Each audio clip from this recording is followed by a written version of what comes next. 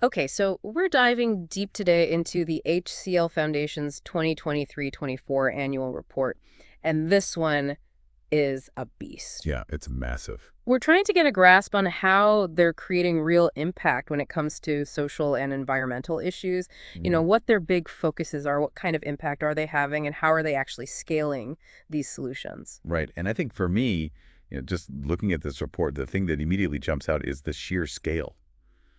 They've invested over 1,400 crores in India alone and reached over 6.5 million people. So, Hmm. that's a huge undertaking. It really is. And it's not just about the numbers. It's like, how do they actually approach this? They have this whole thing about their 10 commandments of CSR. I mean, who comes up with that? Right. It's like catalyze, co-create. It sounds a little bit like corporate jargon, but I think the idea is that they have a very specific philosophy driving their actions. Yeah, and it's built on these core values. They talk about like innovation, transparency, and this real focus on sustainability and scalability, which I think, those are big buzzwords these days, but it seems like they're really trying to put them into practice.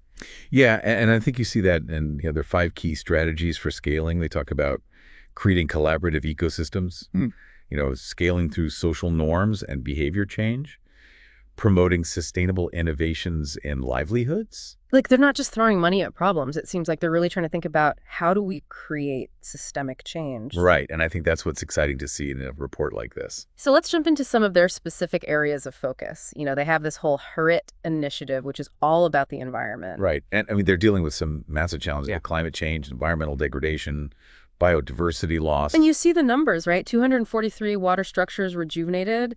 They've harvested something like 81.7 billion liters of water cumulatively. Wow, and it's like that's just one piece of it, right? They planted over 2.8 million saplings. They're working to protect wildlife. They've had an impact on over 86,000 animal lives. That's incredible. And I think what's interesting is, it's not just about the raw numbers, it's the way they're going about it. They're collaborating with organizations like the NMCG and INTASLeach to enhance biodiversity in Uttarakhand. Right, and they're actually documenting the species. They found 153 different species, which I think that kind of data is so important for conservation efforts. Absolutely. And then you see initiatives like retrieving over 120,000 kilograms of ghost nets from the sea, which is, directly impacting the lives of over 6,000 fishermen. Right, it's like a very practical solution to a very real problem. Yeah. And it's having a measurable impact. So moving on to their work in rural communities, they have this Samude initiative, which is all about integrated rural transformation. And again, the reach is just staggering. They've reached over 2.45 million individuals across almost 2,000 villages. Yeah, and they're working in these very specific areas, Hardoi in Uttar Pradesh and Thoothukudi in Tamil Nadu. It's not like they're just spreading themselves thin. They're really trying to focus their efforts. Right, and you see that in their programs like the digital literacy coding and computational thinking curriculum or the DLCC and AI curriculum, which they're scaling across all 74 districts of Uttar Pradesh. And they've already trained over 277 educators on this. So it's like they're really trying to equip people with the skills they need for the future, especially in these rural areas where, access to technology and education can be limited. Exactly. And then you see things like their support for women's livelihoods through self-help groups. They're providing things like groundnut shelling machines, which can make a huge difference in terms of efficiency and income generation. Yeah, and I think what's interesting is they're highlighting, the success of things like strawberry cultivation by farmers in the Sandila block and the establishment of e-governance labs in 11 blocks of Hardoi. So it's like they're not just talking about these things, they're actually showing how they're making a difference on the ground. And I think that's what makes a report like this so compelling. It's not just empty promises, it's real tangible results. Absolutely. So let's talk about the HCL Tech grant because this is another major initiative, right? Yeah, this is where they're really trying to empower NGOs to do transformative work in rural India. And they've committed almost 147 crores to this across 58 projects. And that's impacting, over 2 million lives.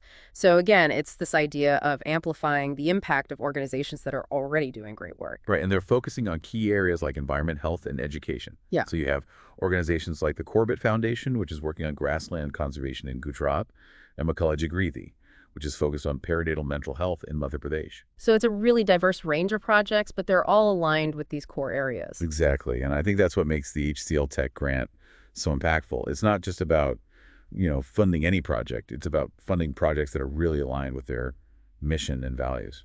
So moving on to their work in urban areas, they have this Uday initiative, which is all about breaking the cycle of urban poverty. And they're working in 11 cities across India, reaching over 1 million people. It's a huge undertaking, and they're tackling it, from multiple angles. They've increased institutional births in urban slums from 56% to 92%, which is a massive achievement. Right. And that's just one piece of it.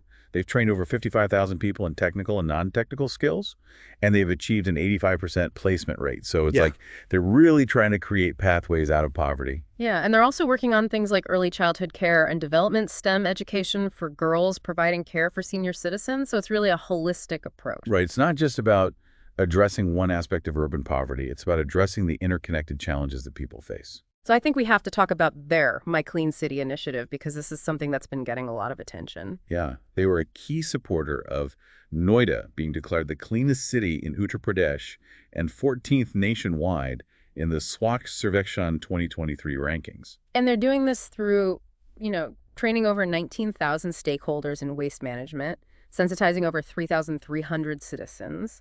They have this Waste Champion program in schools. They've transformed this whole village, Chithera, into a model village for waste management. So it's like they're really trying to change behaviors and attitudes towards waste and cleanliness. Yeah, and it's not just about top-down initiatives. It's about involving the community and empowering people to take ownership of their environment. Right. And I think that's what makes My Clean City so successful. It's not just about the HCL Foundation doing things. It's about them working with communities to create lasting change. Absolutely. So another area that I think is really inspiring is their Sports for Change initiative. Yeah, they're using sports to transform outcomes, especially for girls and those with disabilities. And they've reached over 16,000 students through this. And they've achieved some pretty impressive results. They've won 4 international medals, 22 national medals, and 63 state medals. They're supporting 48 pair athletes. That's like they're really nurturing talent and providing opportunities for people who might not otherwise have them. Yeah, and it's not just about winning medals. It's about the life skills and the confidence that sports can build. Right, and I think that's what's so powerful about Sports for Change. It's about using sports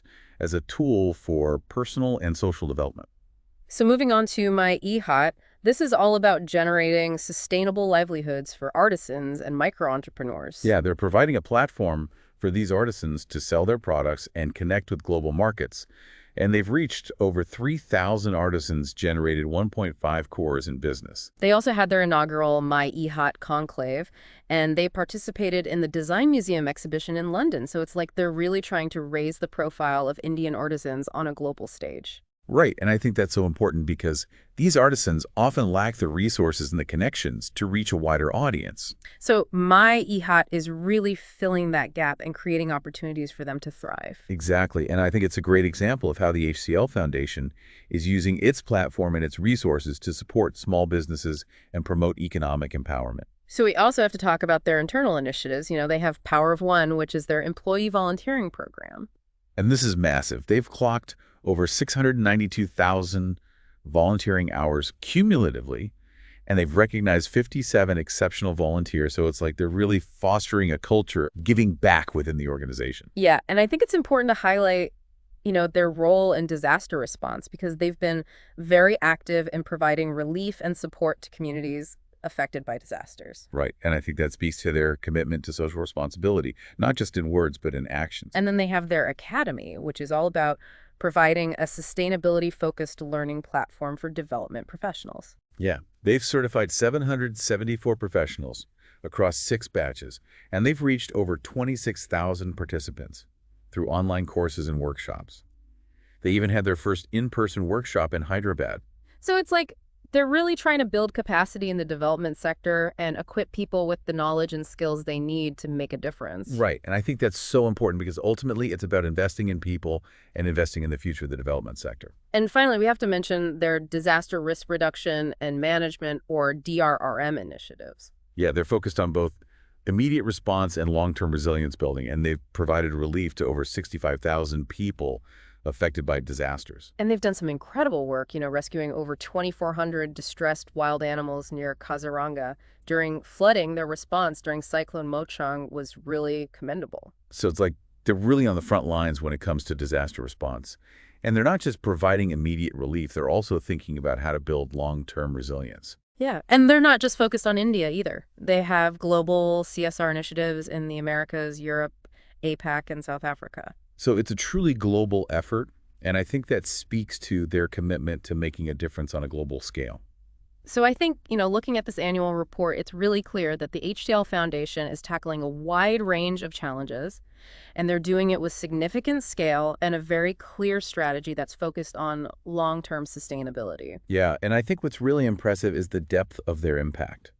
It's not just about reaching a lot of people, it's about making a real difference in their lives. And they're doing it through a really collaborative approach, working with NGOs, government bodies, communities themselves. It's like they're really trying to create these ecosystems of change. Right, and I think that's a key takeaway from this report. It's not just about the HCL Foundation doing things, it's about them enabling and empowering others to create change. And I think, that's a really important lesson for any organization that's trying to make a difference in the world. It's about collaboration, it's about empowering others, and it's about thinking about the long-term impact of your actions. That's a really powerful thought. So I think that's a great place to wrap up our deep dive today. Yeah, thanks for joining me. Thanks for having me. This was a really insightful look into the HCL Foundation's work. I agree. It's always inspiring to see organizations that are really committed to making a positive impact in the world. Absolutely. And I think, what's really striking to me is just the sheer breadth of their initiatives and the depth of their impact. It makes you wonder, how do they manage to do it all and do it so effectively? Right, and I think that's the question that we're left with. What are the key factors that enable an organization like this to maintain both breadth and depth in its impact? And how can other organizations learn from their model? That's a great question for our listeners to ponder. So thanks for tuning in to the deep dive, and we'll see you next time. See you next time.